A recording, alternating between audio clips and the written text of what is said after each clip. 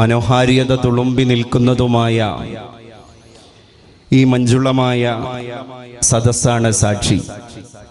ഇന്നിൻ്റെ സായാഹ്നം ധന്യതയാർന്ന ഒരു സായാഹ്നമാണ്. ഈ ക്ഷേത്രമുറ്റത്ത്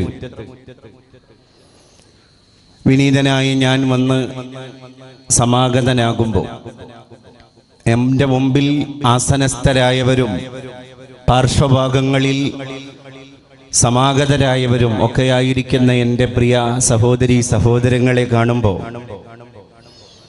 ഈ മാതാപിതാക്കളെ കാണുമ്പോൾ, ഈ അഗ്രജന്മാരെയും കനിഷ്ഠന്മാരെയും കാണുമ്പോൾ മതേതര ഭാരതത്തിൻ്റെ പൂത്തുല്ലസിച്ച ഒരു സൗഹൃദത്തിൻ്റെ ആത്മപരിവേഷത്തിൻ്റെ പരിശുദ്ധി ഇവിടെ അത്രമേൽ സ്പഷ്ടവും പ്രകടവുമാണ്.